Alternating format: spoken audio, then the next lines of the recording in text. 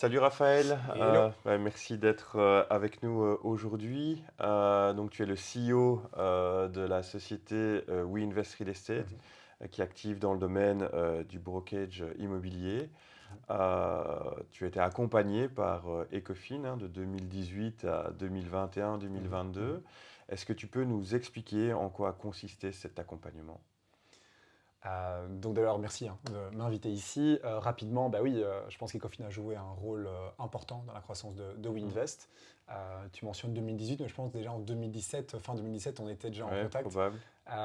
Et puis 2018, ça a été un grand changement pour nous, puisqu'en fait, on était des agences intégrées au tout début de WeInvest, et on a vraiment changé de modèle pour créer plus de valeur et grandir plus rapidement vers un système de franchise. Et je me souviens que ta Euh, question, c'était on veut scaler, on veut aller plus vite, plus loin, on a Comment un faire? modèle qui est Voilà. top, on a une marque Mm. qui est vraiment bien, on a une communauté qui se développe. Et la grosse question de base, c'était mais comment faire pour aller plus vite, plus Voilà. loin? Hmm. D'où Ecofin aussi. Hmm. Et je pense qu'on a eu pas mal de bonnes réflexions ensemble, Hmm. de longues journées, de longues soirées, où on a réfléchi et posé tout ça après par écrit. Et donc on a transformé le modèle d'agence intégrée en un modèle de franchise Ouais, grâce à Ecofin. Et ça, je pense que ça a pris une bonne année le temps de tout à mettre tout fait. en place. Parce qu'il ne faut pas croire que ça se fait juste comme ça. Il y a beaucoup de contraintes légales aussi derrière Ouais, à anticiper. Et puis d'un point de vue économique, ça change beaucoup de choses. tout à fait. Si je me Et ouais. souviens, on avait des agents qui avaient des commissions Mm. très élevées Ouais, sur le premier c'est modèle ça. qui avait une croissance très forte.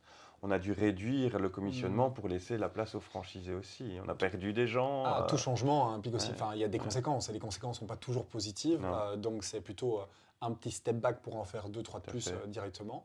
Mais ça, c'était vraiment sur 2018-2019, tout à fait. là où on voulait lancer en 2020 vraiment officiellement ce modèle.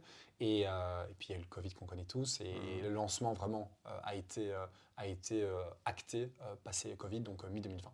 On a travaillé aussi ensemble sur la finance, hein. Ouais. Tu as un directeur financier à l'intérim de l'équipe. Mhm. En quoi, quelque part, de ton point de vue, c'était intéressant d'avoir un partenaire qui maîtrise sa stratégie de business et qui l'implémente dans la finance? En quoi ça Ouais. changeait quelque chose? En quoi c'était intéressant pour toi? Après, je vais Bien revenir sûr. alors un point en arrière, parce qu'en fait, quand on est une start-up, on a envie de faire plein de choses, mais après, il y a Mm, une réalité business derrière, c'est qu'on mm, n'a pas toujours les budgets qui suivent. ouais, Euh, J'aurais bien voulu dès le départ un Geoffroy bis qui était 100% dédié à WeInvest, mm, mais je pense que ce n'était pas payable à l'époque et encore aujourd'hui. Et l'optique de travailler avec un partenaire externe de confiance là-dessus, c'est de pouvoir en fait remettre une bonne structure de base mm, et apporter de l'expérience dans une société qui n'en a pas encore d'un point de vue financier. mm, Et là, vous avez d'abord, dans un premier temps, remis une structure claire d'un point de vue finance, remis tout à plat, donc que ce soit d'un point de vue compta, mais aussi stratégie financière derrière, financement. Et donc, ça a permis d'accompagner la transition du modèle intégré, comme j'expliquais, vers un modèle de franchise. oui, parce qu'il fallait surveiller. Quand on change un modèle économique, il faut savoir ce Euh, qu'on fait et les c'est ça, conséquences, hein, exactement. forcément. Ouais. Donc c'est vrai que, allez, moi, on a souvent le constat de partenaires externes qui ne comprennent pas le Mm, business, hein. Et c'est sûr que ce qu'on a pu mettre en œuvre chez toi, mais c'est d'avoir un modèle de reporting qui colle aussi à mm, votre stratégie et au suivi de tout ça.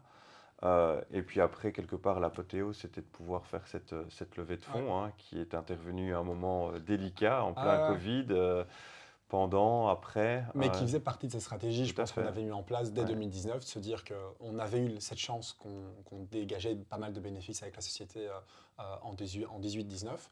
Et donc, c'est de pouvoir utiliser cet argent pour en fait investir dans le Mm. capital humain et pouvoir développer encore plus la société. Et donc, oui, il y a eu cette stratégie d'un moment levée de fonds sur 2020, je pense. Puis le Covid a fait qu'on a dû faire une petite OC en intermédiaire avant de faire une réelle Mm. augmentation de capital.